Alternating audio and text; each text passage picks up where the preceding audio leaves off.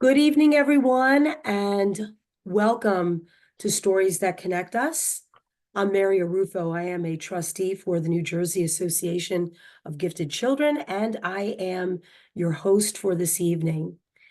On behalf of all of the officers and trustees of our organization, I'd like to welcome you to a very special evening with Dr. Jonathan Plucker. Dr. Plucker, it's so great to have you with us tonight.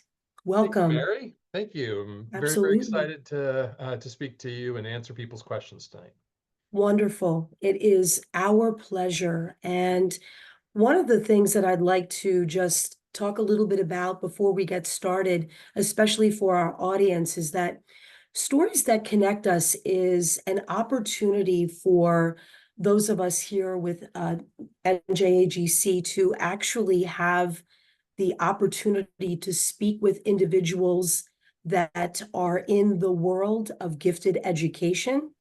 Those individuals, much like Dr. Plucker, may be names that you are familiar with.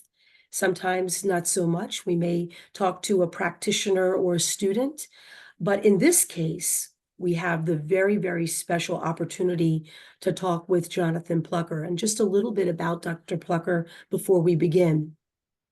Jonathan Plucker is a professor of education at Johns Hopkins University, where he directs the Education Policy Master's Program. Dr. Plucker studied at the University of Connecticut and University of Virginia and is a past president of the National Association for Gifted Children. His work focuses on creativity, advanced education, and education policy. Once again, Dr. Plucker, welcome, welcome. Thanks, Mary.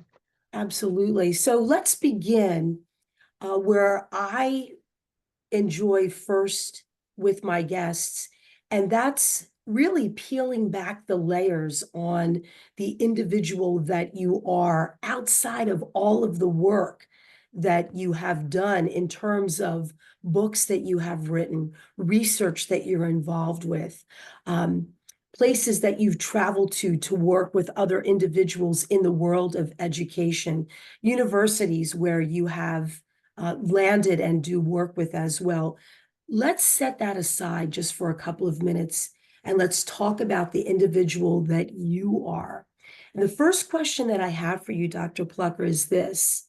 Think about the individuals in your life going back. It could be early in your life, perhaps in school, elementary, middle, high school, college. Think about the individuals that have had the biggest influences on you.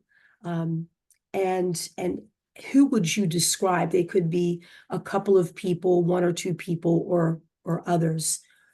What comes to mind for you? I think anyone who is successful is trying to be successful.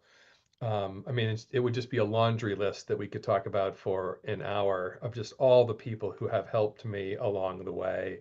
Um, and it's interesting to answer this question as someone who also studies successful people. Mhm. Part of it's luck and timing, absolutely. A lot of it is hard work, but a huge proportion of it is all the people and groups who have helped you along the way. If I had to pick a few that I were certainly mission critical, my parents, absolutely. Through second grade, even, most of my teachers thought, let's just say, seeing me being a professor at Johns Hopkins would have stunned them if they looked into the future. If anything, they were like, you should have him tested to see what's wrong with him. And my parents, especially my mom, I remember at the time her even getting angry about it and being like, no, he's smart. You're wrong. And she was a teen mom when I was born, and yet she still threw herself into it, never ever backed down, and just kept fighting, fighting, fighting, so that I would have opportunities. of course, I've had so many amazing teachers along the way. I am proudly public school educated from kindergarten through my doctoral program, and I had so many great teachers in the public schools um, uh, who just created extra opportunity, pushed me really, really hard, even when I didn't want to be pushed hard sometimes. I've had some amazing coaches who really taught me about things like grit, improving yourself, the value of success. Um, so I would definitely say my parents. Now, I mean, to take this question in a slightly different direction, I've also seen what happens when I had bright friends who didn't have people fighting for them and who didn't know how to advocate for themselves. Now, granted, you know, I am old enough to have grown up in a time, 70s and 80s, when self-advocacy was frowned upon, like kids should know their place, etc. I think that's one positive change over the decades, is that it's not necessarily seen as negative or pushy if students advocate for themselves. But they didn't know to do it. They didn't do it. They didn't have other people like my mom fighting for them. And some were able to push through it and really achieve really impressive things. Many were not, and it had nothing to do with who they were. It was just lack of opportunity. And so, um, as I'm thinking about this question, I've been lucky because I've had so many people who have been helpful. I have so many mentors who are helpful to me. Like literally this week, I've talked to several of them and gotten advice. I was talking to one this morning about stuff and said, "I've got this pickle. I think I should do this. What do you think?" Mhm. Gave me really good advice. And but then I really spend a lot of time trying to pay that forward to my own students, to teachers and parents who are struggling with lots of these same issues. I think that's something that we can all do tomorrow. In fact, is if you see someone who looks like they need advice and help, jump to it because we are all sort of in this together. Yep. So to your point, Jonathan, I want to go back, if you could. You spoke about your mom, and your mom was a teen mom, but yet she found something within you that she knew that she needed to advocate for. And it's interesting because when you think about the time, that you were growing up, as you mentioned, that wasn't something that was typical for that time. So, yeah, kudos to your mom. There's no question about that. And that's going to sort of roll into the next question. We can bounce back and forth between the two because you also mentioned, might have needed that little bit of push. I wonder if there was something in your educational experiences, things that you can reflect back on and either say to yourself, like, that's something that I'll never forget because it was a project, an assignment, or something that I can actually recall and say, this is why I feel so driven to do the work that I'm doing now. Does that question sort of resonate with you? Yeah, I mean, again, a little bit tricky to answer, right? Because we're sort of the sum of all of our life experiences. It is a little bit hard to look back on this, but the more I've thought about it, I mean, one that comes to mind is actually a pretty big failure. So I will share that one last. But I definitely had a great high school chemistry teacher, Mr. Alkire. Um, Oh, he uh, we just hit it off. He found out that my dad was a chemist. He took a shining to me, and he took a shine to me, and then he just was willing to push me. And mhm. if there was a cool science thing happening at a local university, he would let me know. And again, opportunity, opportunity, opportunity, things I would have never known about if he didn't say, "Hey, I just heard about this thing at the community college. You should absolutely Yeah. go to that." We went to something at the University of Connecticut once. I grew up about 45 minutes an hour from there, and it was a physics day, and I remember the graduate student, the doctoral student, explaining the science of a curveball. Huge baseball fan. I was like, "Oh, this is gonna be awesome." And as I was looking at on, I was looking at how the guy described it. And I was just like, I think that's wrong. And I looked over at Mr. Alkire and he was looking right at me and he just raised his eyebrows. We talked the entire hour van ride back about Wow. how the guy had it all backwards. He had all the right math and physics, but he had done it 180 degrees in the wrong direction. So it was Oh like a my sinker and gosh. it was not a curveball. And I just remember like we were so excited talking about this. And I Mhm. remember in the middle of the conversation thinking, this really isn't a very important conversation, but we were just nerding out about science. And I saw this guy that I really respected, just a real stand-up person, like totally geeking out about, no, that's not how a curveball works. A curveball works like this, and how Mhm. it was cool to be geeking out about this stuff.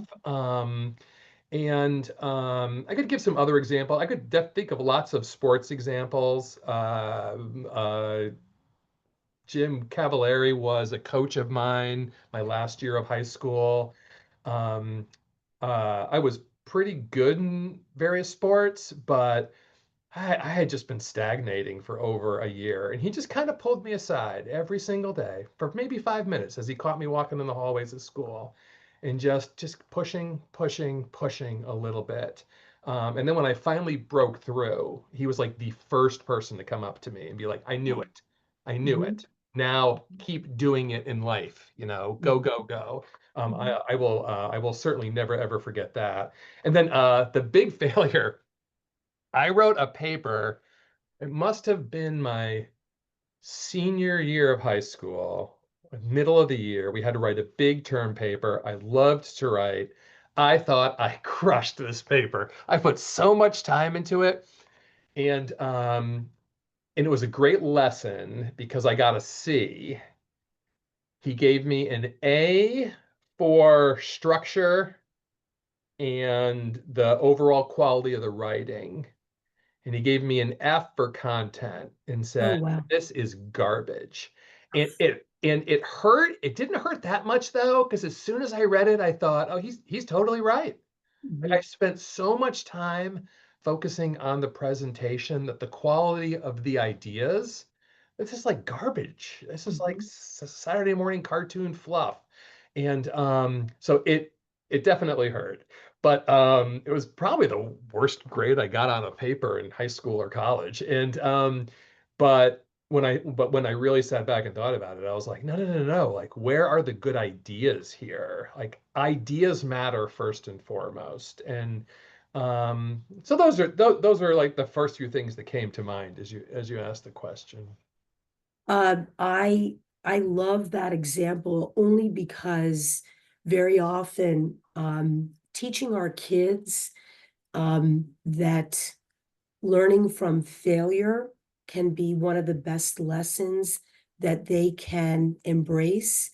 It's easy to say, but going through it, much like you described, is the biggest challenge. And I think that for many of those that are with us tonight that are practitioners and might be asking themselves right now, boy, that is one of the biggest challenges that I have in some of the kids that I work with Hmm. is really embracing failure and trying to learn from that. Would you agree?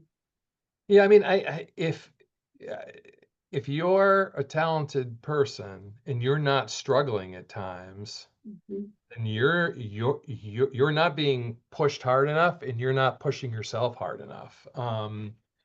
Uh, I just I that's just the science of human accomplishment, right? Is like you have to be in that what Vygotsky called the zone of zone of proximal development, Yeah. which is that area where it's just a little bit too challenging for you to do it by yourself. So whether it's curriculum, a teacher, a coach, your parents, your friends, your partner, a book, a video, any any sort of influence that can help you move through that zone. That's where real learning, that's where real success happens.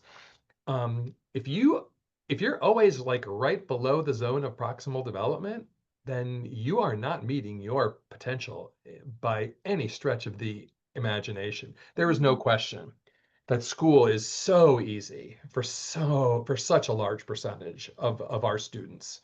And I would say beyond those who are clearly exceptional.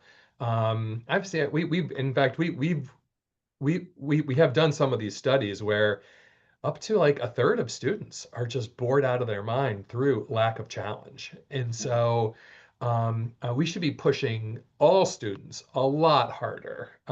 In my personal experience, once they get used to it, they love it. Like they don't want to be bored any more than we want them to be bored, right? Like they want it to be interesting. They want it to be challenging. Now they don't want it to be ridiculously hard, and I think you have to structure it so that they can achieve success on a regular basis, in part because success is really addictive.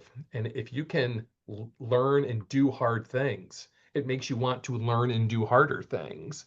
Um, uh, but guiding students the right way, you can get them there. And some students just do not push themselves that hard, and that's where we come in to sort of guide them as mentors, teachers, parents, to push them, coaches, to push them in that direction. Oh, I couldn't agree more. And I think just listening to you, complacency very often is where our kids find themselves. But the relationship building that you learned and grew from those interested educators, couple of which you just mentioned, and what their influence was in your life, it sounds to me that you are passing this on even today with your students as well, realizing that the challenges and not settling for where they exist, knowing that the challenges can always be met or at least battled with in order to get better. Hey, Um, Mary, I actually do it with my doctoral students. mhm. Um, and I shouldn't reveal all of my secrets in case they ever see this. But when they when they come here, I generally work with students who really want to be good writers, communicators, want to come up with good ideas. And as soon as they start, I throw them into the deep end and say, okay, I've been asked to write this chapter. I'm going to have you write the first draft. You've got a month. Go for it. Let me know if you need help.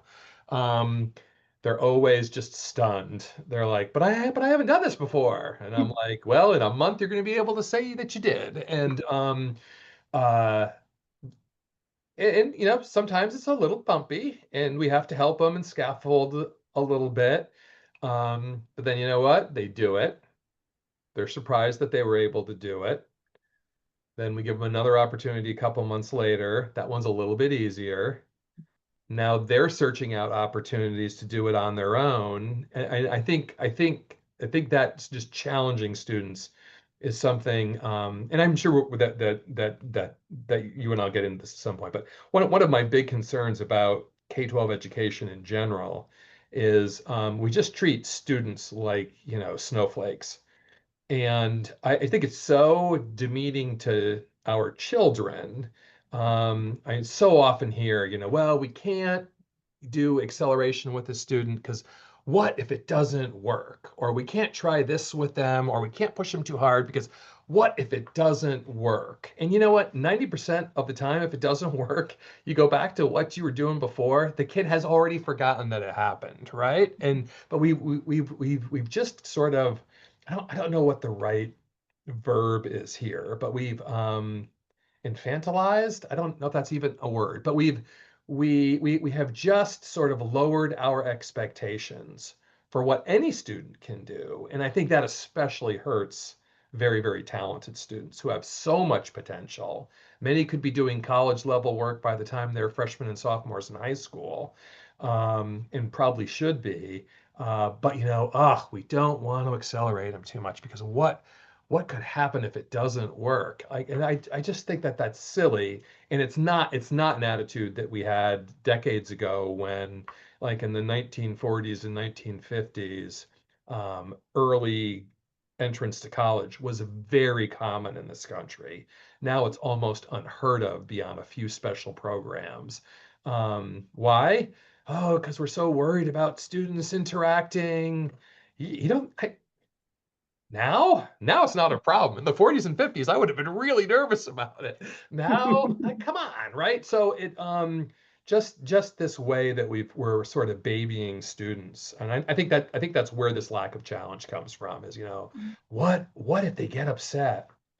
Kids get upset every single day. I mean, come on. We all do. You have to learn how to deal with it and move through it and use it to fuel your success. I am worried that we're not doing that enough with our especially bright students. I think that from that, Jonathan, I hear you saying to challenge the boundaries that we sometimes place or placed around what practitioners can do, and not allowing our kids to really thrive in the way that they need to be challenged or need to have those opportunities given to them. Let's segue that that thinking, and for those in our audience that are unaware of maybe the work that you've done outside of the United States, um, you've traveled to so many different countries and done work in various countries as well. Um, can you talk a little bit about a particular place or places that come to mind that maybe have embraced the kind of learning that you're talking about right now and do a really good job of introducing it to their kids? Yeah, I mean, I don't think anyone's figured this out yet. I think people are being bolder in some countries, in some regions of some countries than some others. Um, uh, the Netherlands is always fascinating to me. My joke to all my Dutch friends is that the Dutch are the most egalitarian people on the planet. Just ask them; they'd love to tell you about it because they love to talk about it. And they really really are. But that has meant traditionally, well, of course you wouldn't have advanced services for students because that's not fair. Um, that has changed in terms of cultural development, economic development, closing excellence gaps. Um, the Dutch are among the world's leaders now, trying different things, trying different program models. So, what I like to say is if the Dutch think you can do advanced education and still be fair and egalitarian, everyone can do it and be egalitarian. So I think that's a really interesting example. I would say, I mean, I probably spent most of my overseas time in China, mainland China. Um, and rural China and urban China are very different places. I've mostly been in urban China, so I want to be very, very clear about that. I'm not talking about the entire country. Mhm. We've done research over there. I've taught over there. I've done school visits over there, joint research projects, etc. And a very interesting thing happened that I thought was really interesting. So we have all these international test scores. Chinese students generally really excel. We know now that they were not testing the entire country. They weren't testing rural areas. They weren't testing suburban areas. They were testing certain parts of certain cities. And if you did the same thing here, American students would look like the best in the world too, right? So I mean, opportunities can be very, very geographic sometimes. And And I asked if I could see a middle school after 1 year's PISA results came out and Shanghai students were at the very, very top. Oh my gosh, I literally needed government permission to go visit a local middle school. And it Wow. was a palace, I have to tell you. I was like, wow, like I've seen Fortune 500 headquarters that are not this nice. It was gorgeous. The kids were Wow. impeccably dressed. There was anything that they could possibly want. They had all worked all night long on their homework. Um, and I kept asking if I could see one of their public schools for immigrant children. So immigrants within the Chinese context are not from other countries. They're from rural areas moving into urban areas. Mhm. And they are not allowed in the regular public schools in most Wow. cases. At I think it's softened a little bit, but not a ton. And so I could not get permission to go in with all of my contacts. I just couldn't. We just couldn't do it. And so we were driving to the airport, and we were like 3 hours early. And I was like, I wonder if. And I leaned over to one of my close colleagues and friends and said, "Hey, man, do you think we could hit one of those schools on the way in?" Mhm. And he didn't even turn around in the van. He just kept staring straight forward. And I was like, did I offend him? And then he was thinking, and he was like, yeah, okay, this is gonna have to be quick though. And he starts barking commands in Chinese. We veer off the highway and we find ourselves at one of these schools. Mhm. It was November, Shanghai. It was a pretty chilly day. There were no glass panes in the windows of the immigrant kid school, which I was like, ooh, that's different. So they're all wearing coats. And so this is like 3 days after I visited the fancy middle school, Mhm. a fairly typical urban school. Um, and I just remember my Chinese guides being embarrassed because like a lot of the students hadn't done their homework. A lot of the students uh, hadn't eaten yet that day. A lot of the students hadn't, et cetera, et cetera, et cetera. Now, very devoted teachers working really hard to help these kids. They were feeding them. They were giving them tons of attention.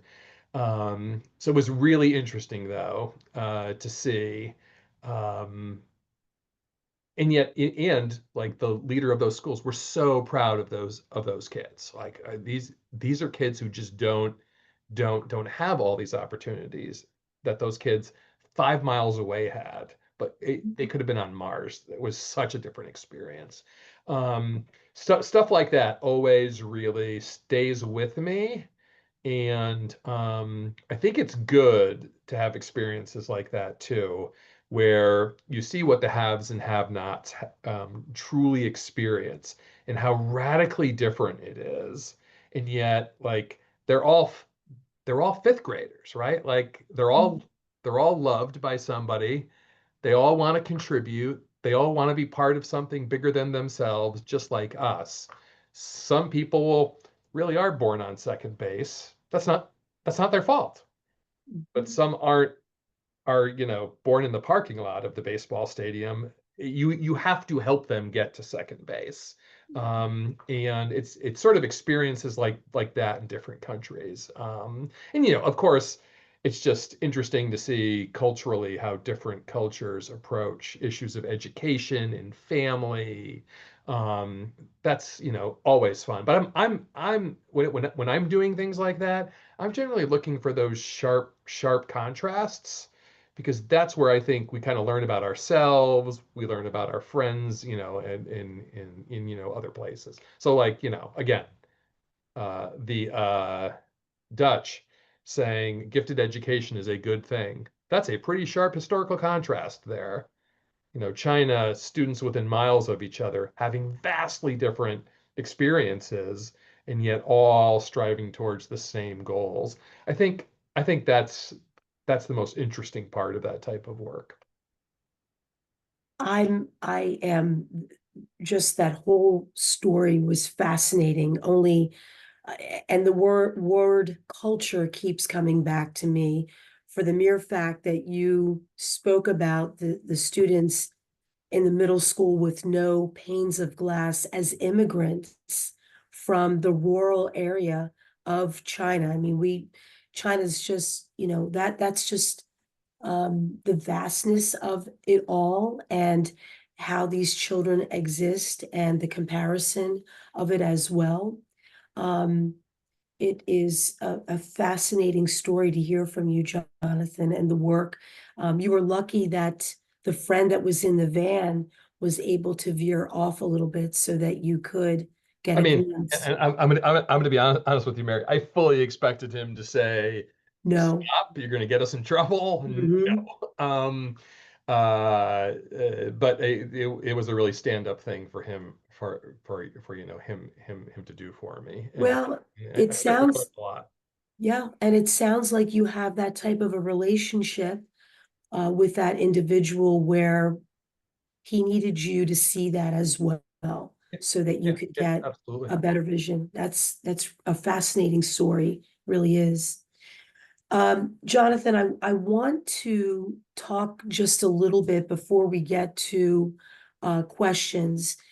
Um, for those of you that are with us tonight, one of the things that we wanted to advertise for Jonathan was his free newsletter that you can subscribe to. The link can be found in the chat. It's very, very simple. It's just Jonathan Plucker at uh, at substack.com, if I think I got that correct. But one of the things, Jonathan, that I wanted to ask you about is you have recommendations of individuals to follow in addition to free publications to subscribe to. And two of the individuals that you suggest people to follow are Brandon Wright, Mhm. um, who is the editorial director of the Fordham Institute, and editor and lead writer for the for Advance publication, and someone that we are familiar with at NJAGC, and that's Dr. Joy Lawson Davis. Mhm. A couple years back, she was the keynote speaker for our conference. Can you talk a little bit first about these two individuals and what they mean to you? Yeah, let me just. Okay, yeah, Elaine just posted the chat, the link. Yep. Well, I do think, I mean, Dr. Davis has always been incredibly warm and supportive of me and my work from the first time that I met her.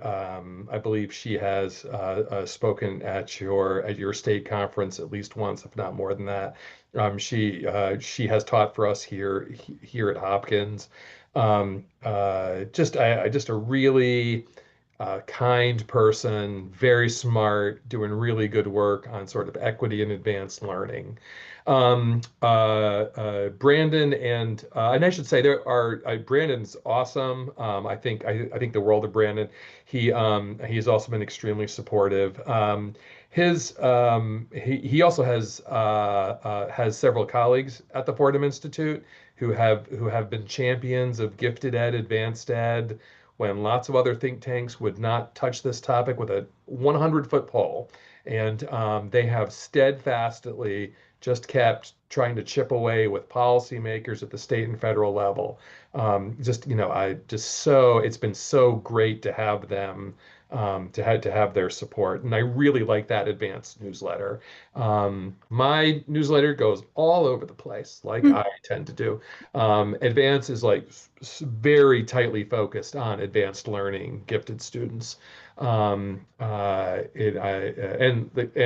you said, they're all free, there's no reason not to sign up. I would also add one though. If you're interested in higher education issues at all, one of my colleagues, Joshua Brown, if you just go to Substack and type his name in, his newsletter will pop up. He joined us here a couple of years ago now at Hopkins, boy, he is just a great thinker. I've never had a conversation with him where I didn't leave, for like hours afterwards, just thinking about this, idea he had or this book that he recommended. He has a new book out, and you can find all that information if you look for his newsletter. Again, it's Joshua Brown for more higher ed focused stuff. I think he's a great thinker and someone to watch. So. Awesome, awesome. I love that. Thank you for that as well. And um, a couple more items as well, the publications that you recommend. I love No Opinion. Hmm. Love that. The Bulwark and the Golden Hour as well.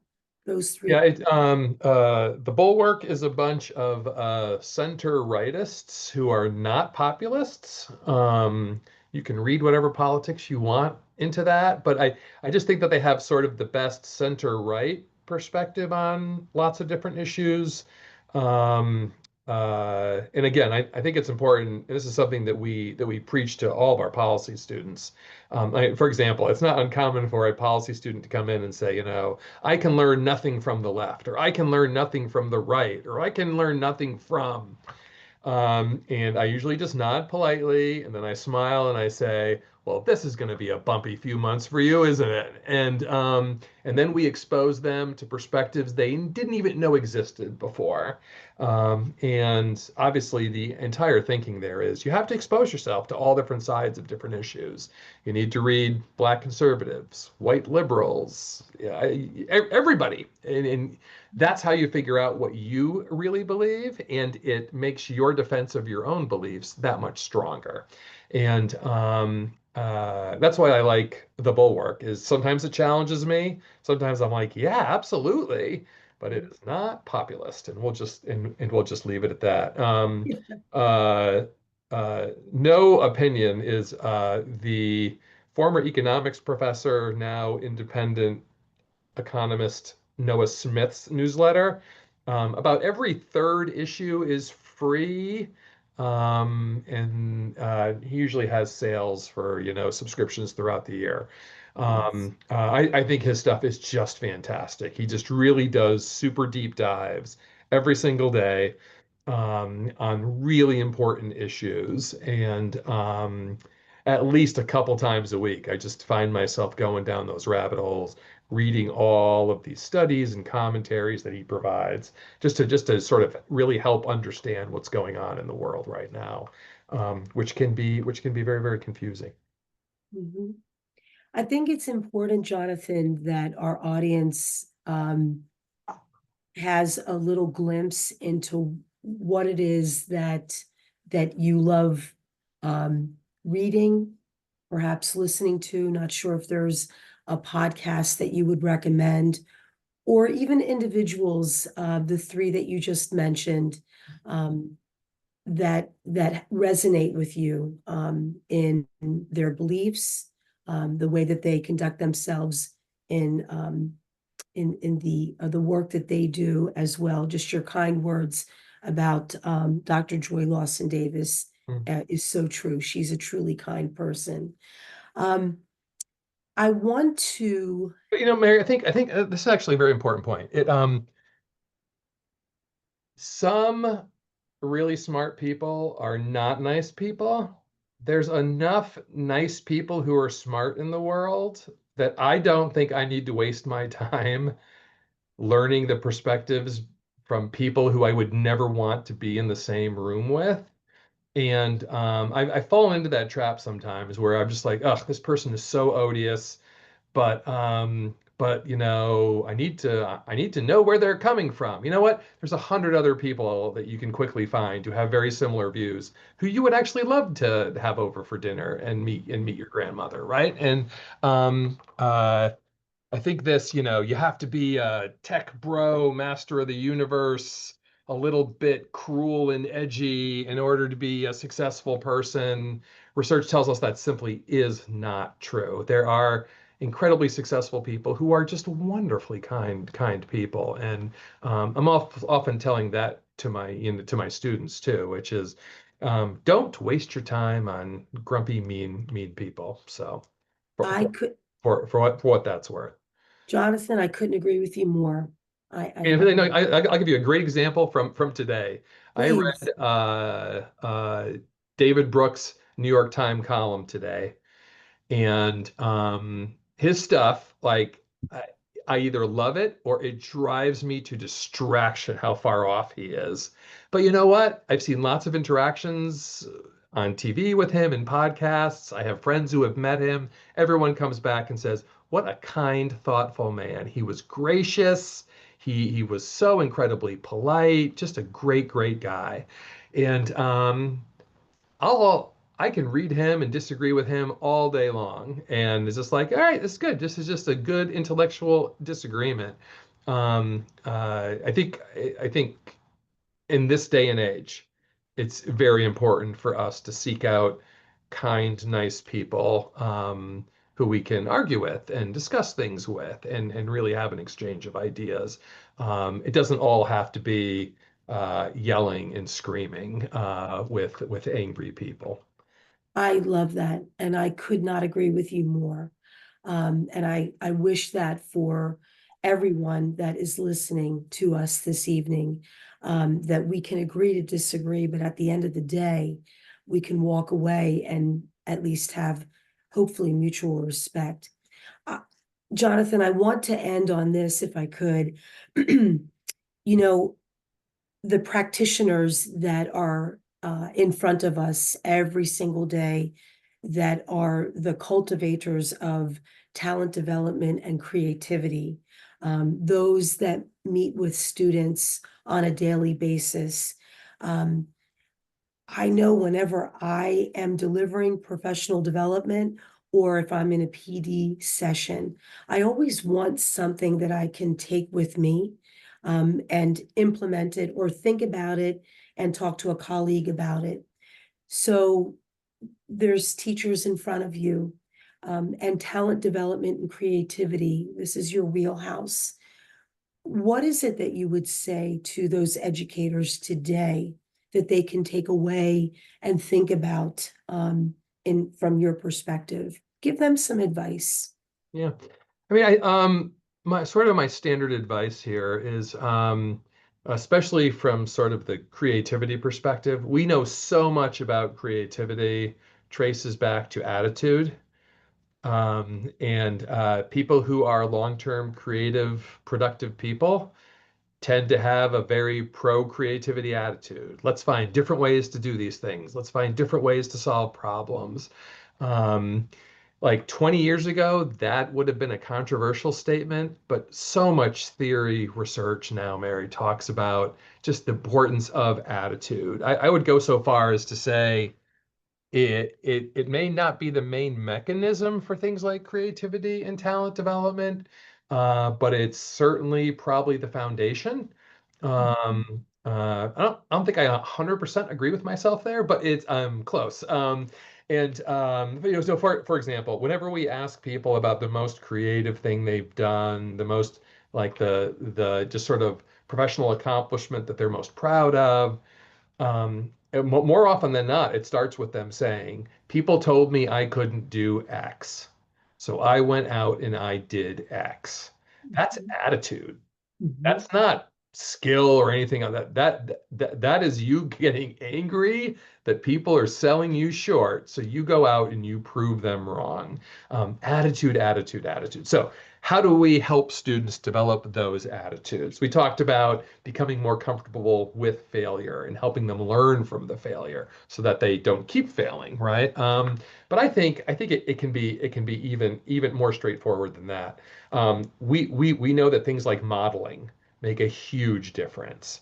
If you're not, as a teacher, parent, mentor, coach, etc., if you're not going out and doing creative things and making sure that the young people in your life see it, if they're not seeing you struggle with something and then break through and then be really happy that you were able to do this thing, if you're not doing the modeling, who's doing it for them? Well, it's going to be people on their devices, right? And we know that that doesn't work out well for most kids. So, like having important adults in children's lives, see them doing creative things. Like if you've always wanted to get into photography, get into photography. We all have phones now that are much more powerful than the most expensive cameras a generation ago. Take an online photography course. Start doing photography and sharing it with your kids, sharing it with your students. Learn to paint.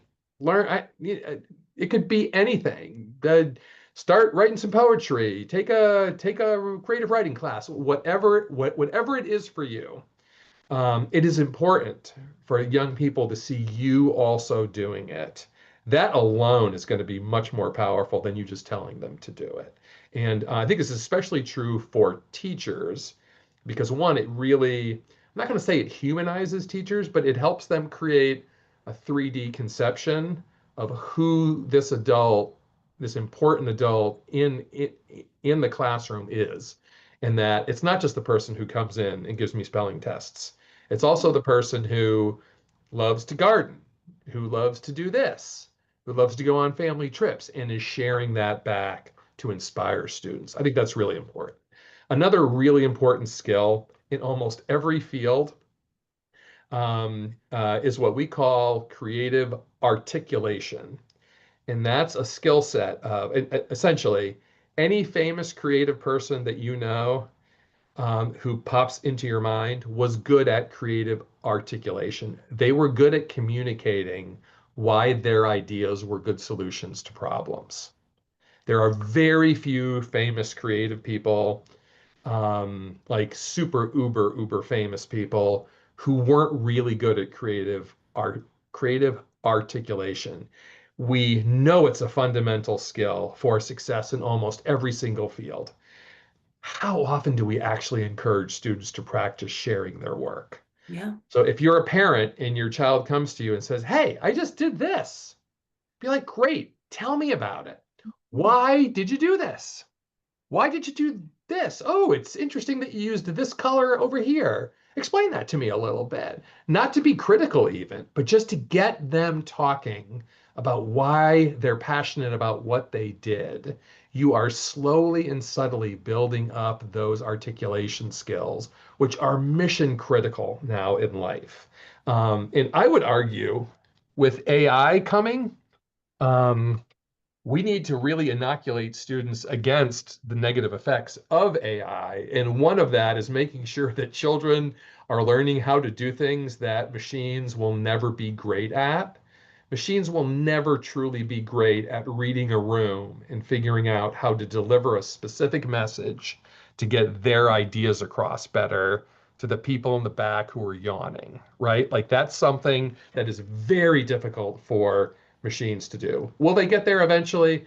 I hope not. Who knows? But now they're not really there. But humans are really good at that if they practice. So just, and I'm not saying if you're like a teacher, every single assignment, every student should be presenting their work to the class. That's just not practical.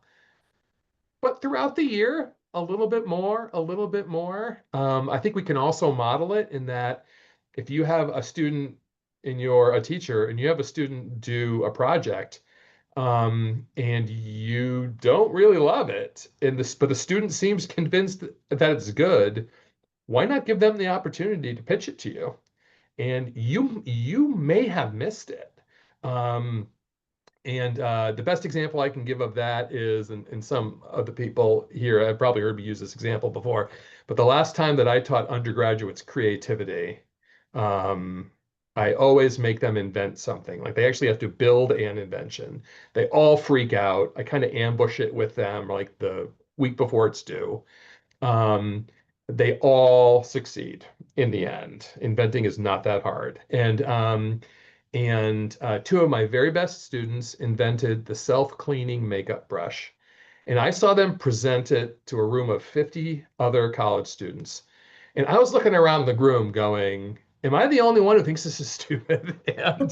And I'm just looking, and then I just noticed that like even the men in class were all kind of leaning in, Hmm. taking notes and asking really penetrating questions. And I just realized, oh, I'm the problem. they actually are pitching to their audience, and their Mhm. audience loves this. I don't understand it. It's a me problem. It's not an invention problem. So I had them come and pitch it to me separately as someone who doesn't understand this at all. And they gave me a completely different pitch and blew me away. And I was like, oh, I was going to give you a B. This is an A plus, like clearly, right? But if I hadn't let them practice using their voice, Yeah. pitching it to me, they would have gotten a B, which would have been terribly unfair and sent them a very negative message when it was first class work. I just needed to help them articulate it to a different audience better. And so, again, modeling, articulation, and then, of course, just opportunity, providing students, children with opportunities. And I gave this example a couple weeks ago to someone. If you're living in an area where you can't get to the Museum of Natural Science in New York City, Mhm. who cares? You know what? Because the student doesn't know what that museum's like. They don't know what Citi Field is like. So their local minor league baseball stadium is going to take their breath away. Mhm. The local natural history museum at your community college is going to blow them away if they're really into that stuff. Take advantage of all these great education, cultural, athletic, artistic resources that every community has for the most part. Students don't know that it's not the Guggenheim, right? And that it's just your local art museum. Go to the county art museum, and they're going to have amazing programs, and it's going to be much more accessible. Just provide opportunities so that students can sort of get this sort of the raw ideas in their brains that help them develop more advanced ideas. That's something that everyone can do tomorrow. You can do it this weekend. Yeah, Every museum is open on Saturday and Sunday. that's Uh, right. over this long, the long 3-day weekend. Um, just take it somewhere. Go Mhm. for a half an hour. It's a half an hour of exposure to things that they would have never seen otherwise. We know that makes a huge difference for creativity and talent development. So those are the three things that I always think everyone can do as soon as you jump off the call. Dr. Plucker, I think that that was the best way for us to finish stories that connect us with you. Those three really wonderful pieces of advice for us to be able to deliver back to our kids. I can't begin to thank you enough, not only for that advice, but for everything that you shared with us tonight. Hearing about the influences that you had early in your life, the countries that you visited and the impact that particular ones had, and the the the newsletter that you have that's available to anyone that wishes to subscribe, to the three pieces of advice that you would give to our educators today, our parents, anyone that's out there that's really committed to enhancing the creativity of our kids. Thank you so very much for your time this evening, and I'd like to open it up to either comments or questions from our audience members, members of NJAGC that are on with us tonight.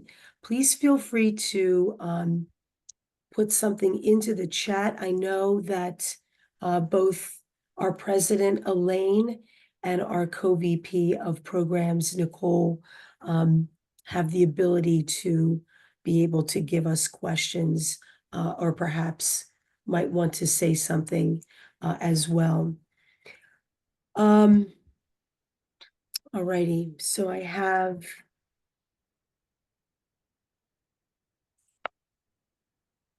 a question for you, Jonathan.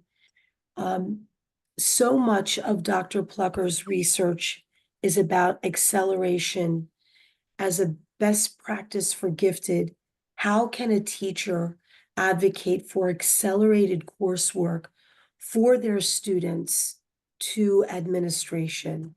Interesting. So remember Yeah, how you, this, yeah. this is this is a very tough one. It in part because many administrator prep programs, licensing programs, if they mention advanced learning at all, it's generally pretty hostile. And so it's not just that they don't know about all the research on these issues and all the different varieties of acceleration, et cetera. It's that they are often told this stuff is bad. And I say that as someone who was taught in administrator prep programs and had to deprogram students from other, colleagues. Um, Not at Johns Hopkins, but uh, this is a tricky one. I think it's a little bit easier to advocate for acceleration than it is enrichment type of programs sometimes. Um, and the argument that I usually use is, would you like students to be more advanced? Every principal goes, well, of course, test scores, blah, blah, blah.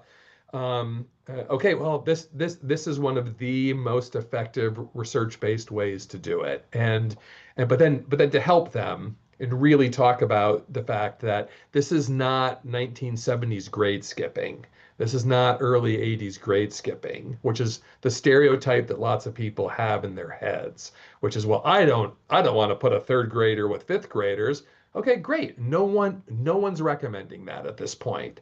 But if that third grader is really good at math or really good at writing, really good at reading, putting them in fourth or fifth grade math, reading, social studies, whatever, is logistically easier and is going to have the same positive benefits for it.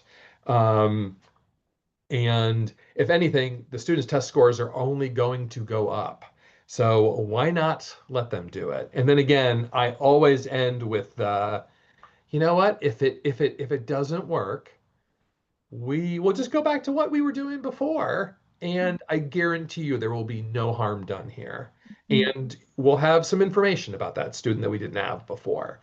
That's sort of the Faustian bargain that I always make, and it almost never has to be used because the student gets in the advanced course and just thrives because they love being challenged more.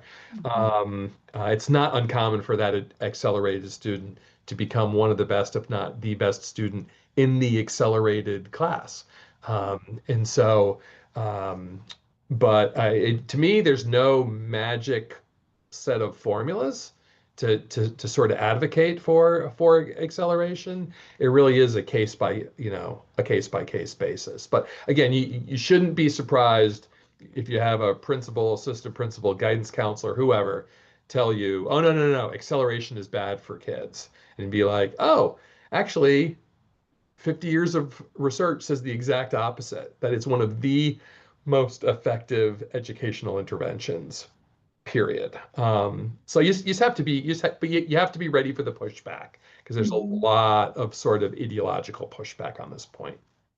I think that there's many out there, Jonathan, that have experienced that, that roadblock immediately whenever that discussion comes up, just in talking with colleagues across the state as well.